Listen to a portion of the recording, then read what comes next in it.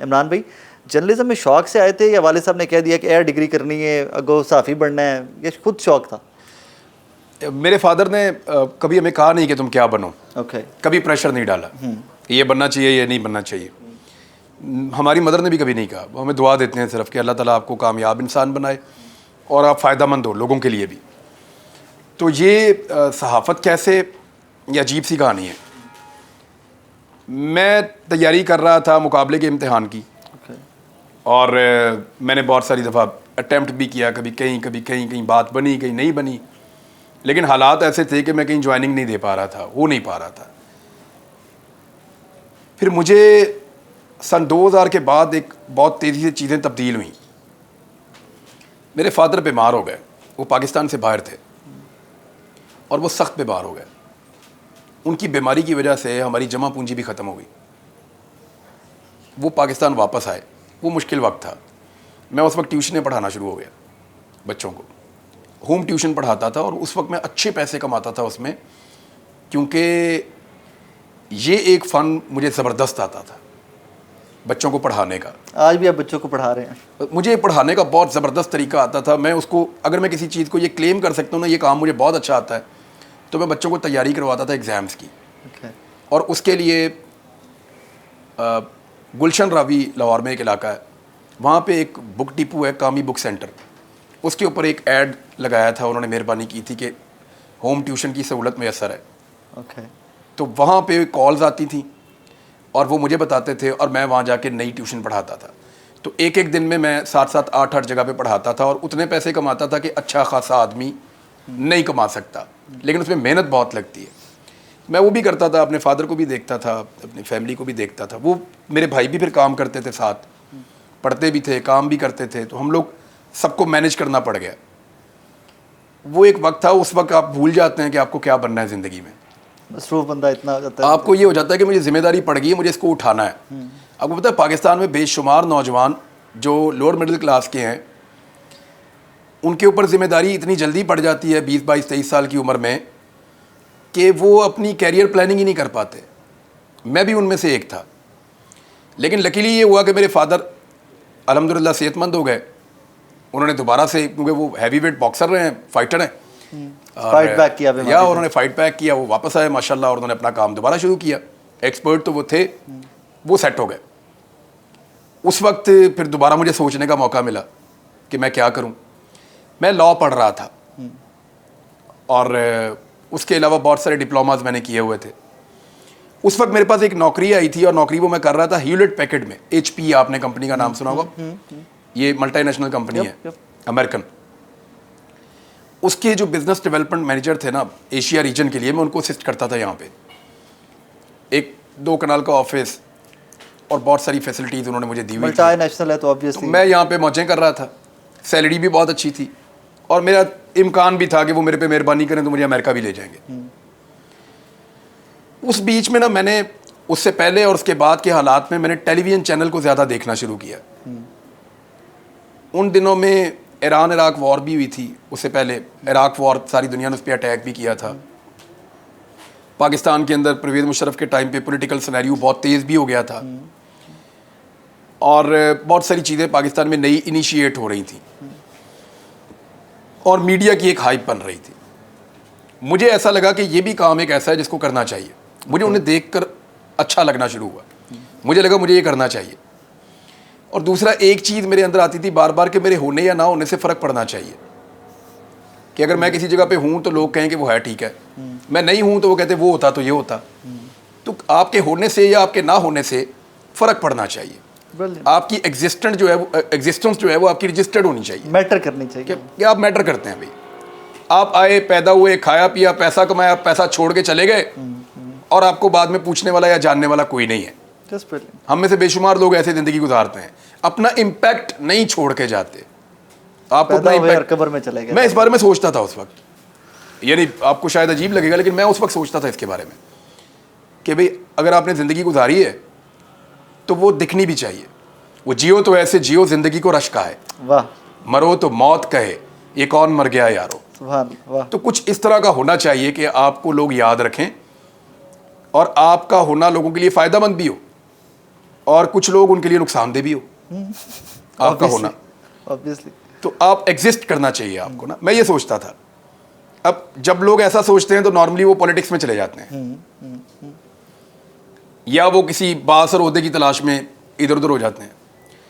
तो मैंने जर्नलिज्म को चूज़ किया, वहाँ तनख्वाह मुझे अच्छी मिल रही थी, इसके बावजूद मैंने कोशिश करना शुरू की ना।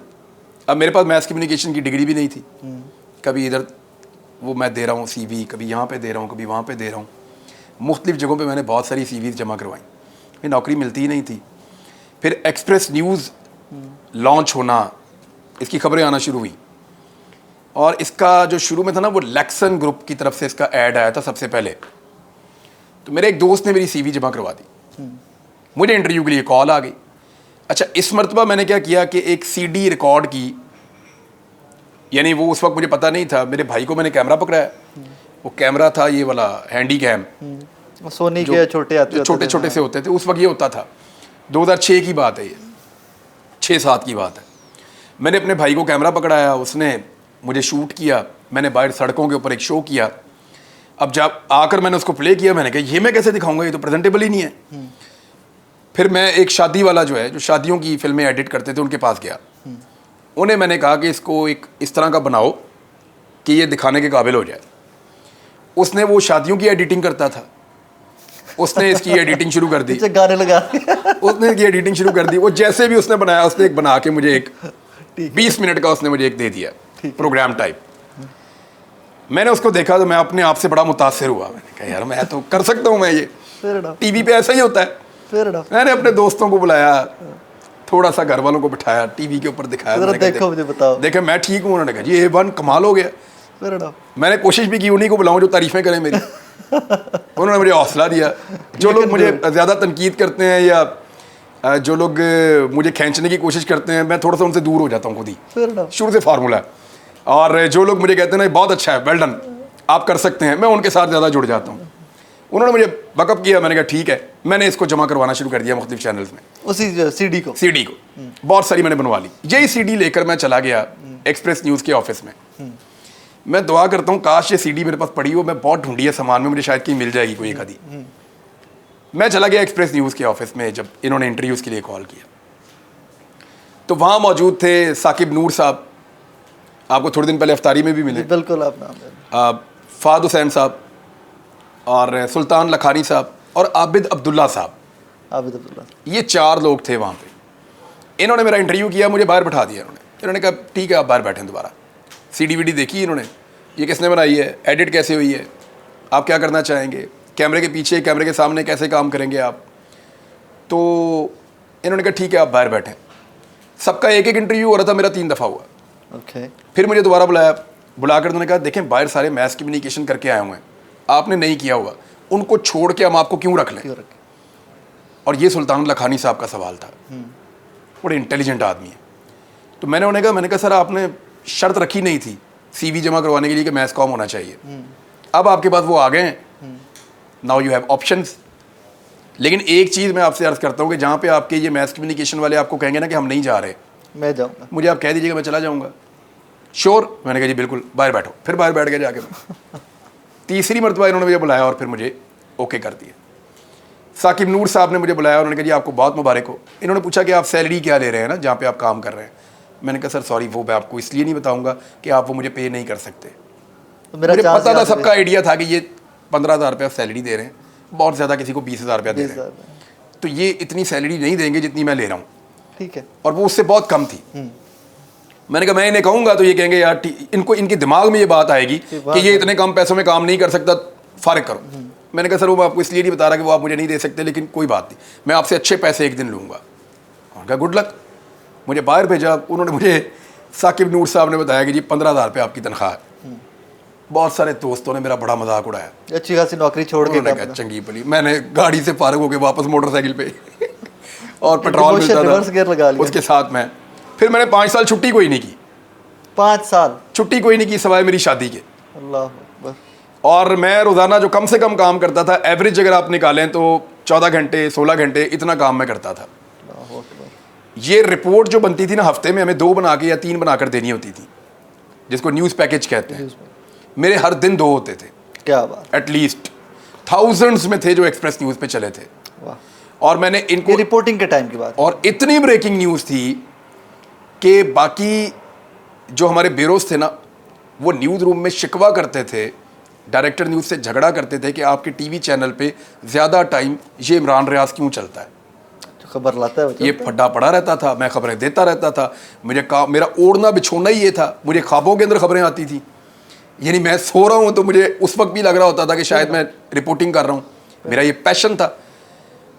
फिर बीच में कुछ वाक़यात ऐसे हुए कि फिर मैंने सोचा कि मैं प्रोग्राम करूँगा, और अल्लाह ताला ने मुझे मदद की और मैं ये अभी आपके सामने ये भी कर रहा हूँ। प्रोग्राम बाई चांस आया या वो स्ट्रगल जो थी वो काउंट यूर एक्सप्रेस ने कहा कि नहीं जी हम न्यूज़ से उठा के हम प्रोग्रामिंग में लेके जा रहे हैं? मेरे साथ बदतमीज़ी की थी कुछ लोगों ने, और उन्होंने ये कहा था कि तुम अपनी औकात देखो। उस वक्त मुझे ऐसा लगा कि मुझे अपनी औकात को तब्दील करना चाहिए। फिर मैंने उसके लिए बड़ी मेहनत की है। आप मेरे पुराने दोस्तों से मिलेंगे तो वो आपको बताएंगे कि ये हकला के बोलता था, वो आपको ये भी बताएंगे कि इसके बोलने में बहुत सारे अल्फाज की अदायगी नहीं कर सकता था, वो आपको ये बताएंगे।